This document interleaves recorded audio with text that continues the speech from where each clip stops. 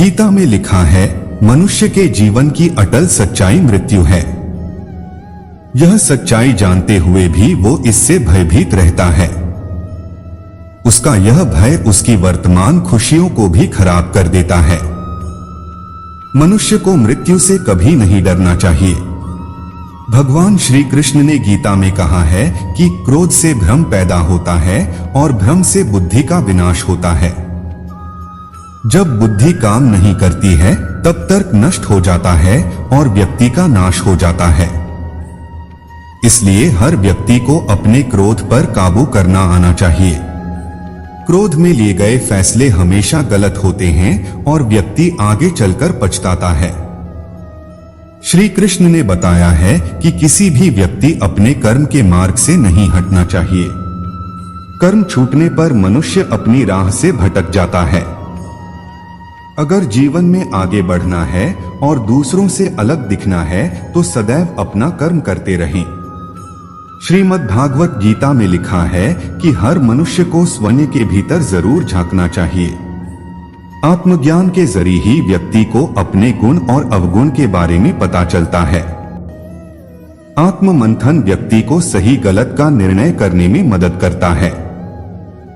इसलिए हर किसी को कुछ समय अकेले रहकर आत्ममंथन जरूर करना चाहिए। मन बहुत चंचल होता है और यही दुखों का मुख्य कारण है। गीता के अनुसार हर व्यक्ति को अपने मन पर नियंत्रण रखना चाहिए। जो व्यक्ति अपने मन पर काबू पा लेता वो सफलता की राह पर चल पड़ता है। ऐसा व्यक्ति सिर्फ अपने कर्म पर केंद्रित रहता है और लक्ष्य को आसानी से हासिल कर लेता है। गीता में कहा गया है, कोई भी अपने कर्म से भाग नहीं सकता। कर्म का फल तो भुगतना ही पड़ता है। जो मन को नियंत्रित नहीं करते उनके लिए वह शत्रु के समान कार्य करता है। जब इंसान की जरूरत बदल जाती है तब इंसान के बात करने का तरीका बदल जाता है। बिना फल की कामनाएं ही सच्चा कर्म है। ईश्वर चरण में हो समर्पण, वही केवल धर्म है। जब इंसान अपने काम में आनंद खोज लेते हैं तब वे पूर्णता प्राप्त करते हैं। माफ करना और शांत रहना सीखिए, ऐसी ताकत बन जाओगे कि पहाड़ भी रास्ता देंगे।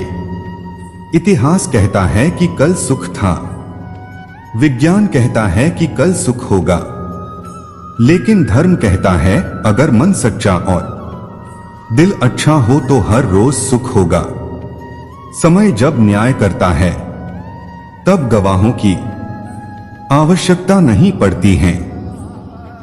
जो आपका है वो आपको मिलकर ही रहेगा, चाहे उसे छीनने के लिए सारी कायनात एक हो जाए। प्रार्थना और ध्यान इंसान के लिए बहुत जरूरी है। प्रार्थना से भगवान आपकी बात सुनते हैं और ध्यान में आप भगवान की बात सुनते हैं। गीता का प्रथम अध्याय का नाम अर्जुन विषाद योग है।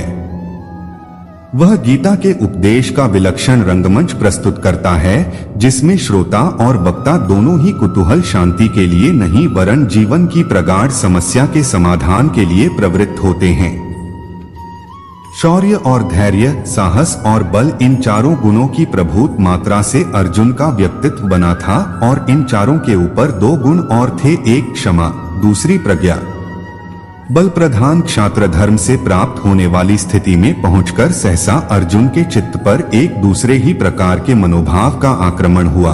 कार्पण्य का एक विचित्र प्रकार की करुणा उसके मन में भर गई और उसका क्षात्र स्वभाव लुप्त हो गया।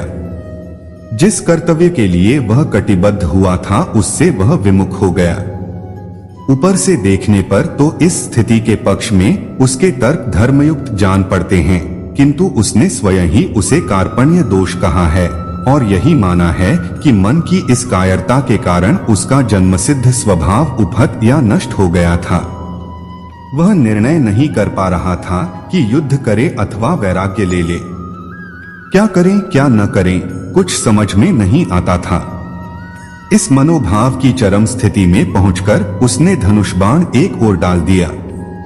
कृष्ण ने अर्जुन की वह स्थिति देखकर जान लिया कि अर्जुन का शरीर ठीक है, किंतु युद्ध आरंभ होने से पहले ही उस अद्भुत क्षत्रिय का मनोबल टूट चुका है।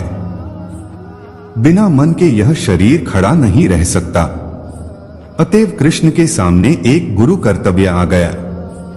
अत तर्क से, बुद्धि से, ज्ञान से, कर्म की चर्चा से, विश्व के स्वभाव से, उसमें जीवन की स्थिति से, दोनों के नियामक अव्यय पुरुष के परिचय से और उस सर्वोपरि परम सत्तावान ब्रह्मा के साक्षात दर्शन से अर्जुन के मन का उद्धार करना, यही उनका लक्ष्य हुआ।